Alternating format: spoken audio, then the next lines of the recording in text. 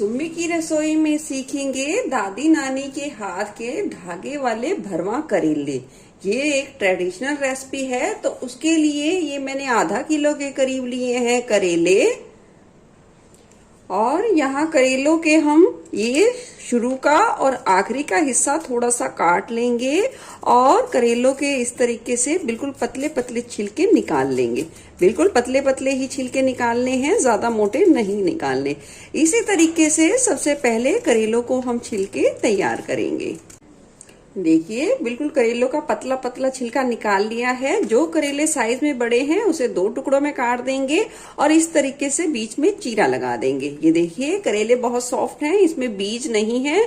अगर करेले में बीज हैं तो आप करेले के बीज निकाल दीजिए, अगर करेले के बीज आपको पसंद है तो रहने दीजिए। तो इसी तरीके से चीरा लगा के करेलों को हम तैयार करेंगे। करेलों को चीरा निकालने के बाद हमने एक प्लेट में रख दिया है और करेलों के ये आधा छिलका भी हम सब्जी में यूज करेंगे। अब डाल देंगे 1 छोटा चम्मच के करीब नमक और नमक को इस तरीके से छिलकों और करेलों में अच्छे तरीके से लपेट देंगे और आधा घंटा के लिए छोड़ देंगे। इससे क्या होगा, करेले पानी छोड़ेंगे और जो करेलों में कड़वाहट है वो बहुत हद तक कट जाएगी, निकल जाएगी। तो चलिए मिलते हैं आधे घंटे बाद। आधा घंटा हो गया है करेलों को रखे हुए। देख सकते हैं करेलों ने पानी छोड़ दिया है। अब हम इस पानी को अच्छे तरीके से इस तरीके से निचोड़ लेंगे और फिर हम करेलों को चाहे तो 1 से 2 पानी में अच्छे तरीके से धो सकते हैं। मैंने यहाँ करेलों को अच्छे तरीके से धोकर थोड़ा सा निचोड़ लिया है, पर मेरे घर में जब ये करेले बनाए जाते हैं तो छिलने से पहले ही बहुत अच्छे तरीके से धो लिया जाता है और फिर जब नमक डाला जाता है तो उसके बाद सिर्फ निचोड़ के करेलों को लिया जाता है, धोकर नहीं। तो चलिए करेले तैयार है बनने के लिए। तो अब बनाएंगे इसके लिए एक मसाला। मसाले के लिए तवे को मीडियम गरम कर दिया है। डाल देंगे 1/4 चम्मच जीरा, 1 चम्मच मेथी दाना, 1 चम्मच डाल देंगे सौंफ, 2 चम्मच के करीब डाल देंगे खड़ा धनिया और इस सारे मसाले में थोड़ी सी खुशबू आने तक भून लेंगे। मसाले में खुशबू भी आना शुरू हो गई है और हल्का हल्का सा कलर भी चेंज हो गया है। अब हम इसे निकाल लेंगे प्लेट में और थोड़ा ठंडा करने के बाद मिक्सी जार में डालकर दरदरा सा पीस लेंगे। मसाले को कुछ इस तरीके से दरदरा पीस के तैयार किया है। तो चलिए अब करते हैं करेले की स्टफिंग की तैयारी। अब सब्जी बनाने के लिए हमने गैस पर चढ़ा दी है कढ़ाई और डाल देंगे 2 से 3 बड़े चम्मच के करीब सरसों का तेल और उसे अच्छे तरीके से गर्म करेंगे। करेले के लिए तेल को बहुत ही अच्छे तरीके से गर्म कर लिया है, पर आप गर्म कर तेल में जैसे ही करेले या कोई भी मसाला डालेंगे तो वो जल जाएंगे।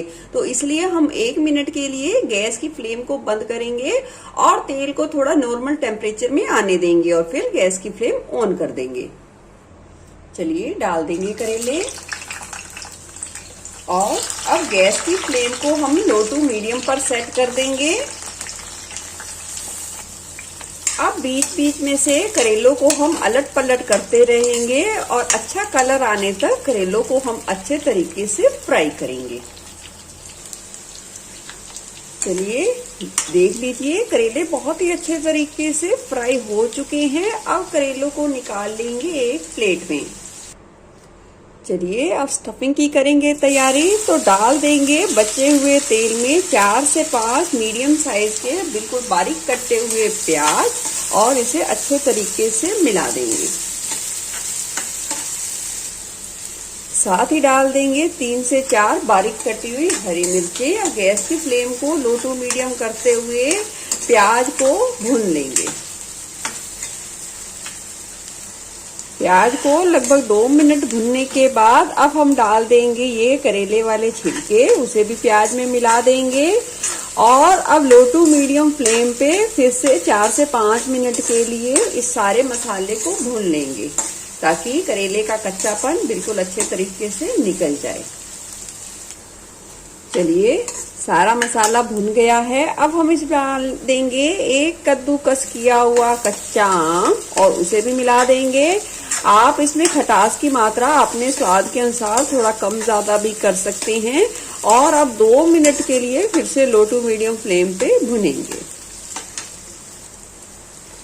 चलिए कच्चे आम को डालकर भी सारे मसाले को भून लिया है। अब डालेंगे इस पे कुछ बेसिक मसाले। डाल देंगे स्वाद के अनुसार नमक, थोड़ा सा काला नमक, आधी चम्मच लाल मिर्च पाउडर, आधी चम्मच हल्दी, 2 से 3 चुटकी काली मिर्च और डाल देंगे ये तैयार किया हुआ मसाला। अब गैस की फ्लेम को लो पर करेंगे और सारे मसालों को अच्छे तरीके से मिला देंगे। अब लो फ्लेम पे इस सारे मिक्सचर को हम 3 से 4 मिनट के लिए लगातार चलाते हुए पका लेंगे ताकि मसाले बहुत ही अच्छी रंगत और बहुत ही अच्छा स्वाद छोड़े। अब इस तैयार मसाले को हम अच्छे तरीके से ठंडा करेंगे और गैस की फ्लेम हम बंद करेंगे। हमने तैयार स्टफिंग को प्लेट में निकाल लिया है और अच्छे तरीके से ठंडा कर लिया है और 1 से 1.5 चम्मच के करीब स्टफिंग को हमने कढ़ाई में ही रहने दिया है, उसको हम यूज करेंगे। तो चलिए अब तैयार कर लेते हैं धागे वाले भरवा करेले। अब लेंगे करेला और उसमें डाल देंगे ये तैयार की हुई स्टफिंग। आप अपने हिसाब से थोड़ा कम ज्यादा भी स्टफिंग डाल सकते हैं। इस तरीके से चम्मच से दबाकर अच्छे तरीके से भर लेंगे। चलिए इसी तरीके से हम सारे करेलों को भर लेते हैं।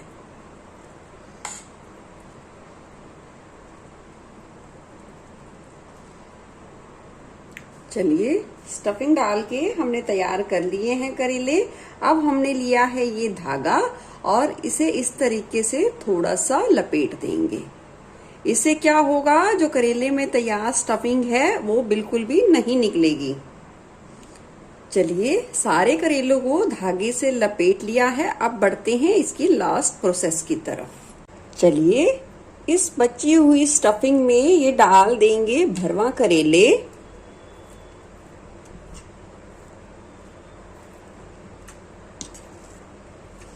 और गैस की फ्लेम को लो पर करेंगे और हल्के हाथ से इस स्टफिंग में इस करेलों को थोड़ा सा मिला देंगे। मसाला डालने से क्या होगा, जो करेलों की ऊपरी परत है उसमें भी बहुत ही अच्छा फ्लेवर आएगा और वो भी बिल्कुल फीके फीके नहीं लगेंगे। तो मसाले में करेलों को मिलाने के बाद लो फ्लेम पे 2 से 3 मिनट के लिए पकने देंगे। चलिए देख सकते हैं लंगर कितने शानदार मसाले वाले भरवा करेले बनके तैयार हैं। तो चलिए निकाल लेते हैं प्लेट में। धागे वाले मसालेदार भरवा करेले बनाकर तैयार कर लिए हैं। आपको कैसी लगी ये रेसिपी जरूर बताना। फिर मिलूंगी ऐसे बढ़िया रेसिपी के साथ। धन्यवाद।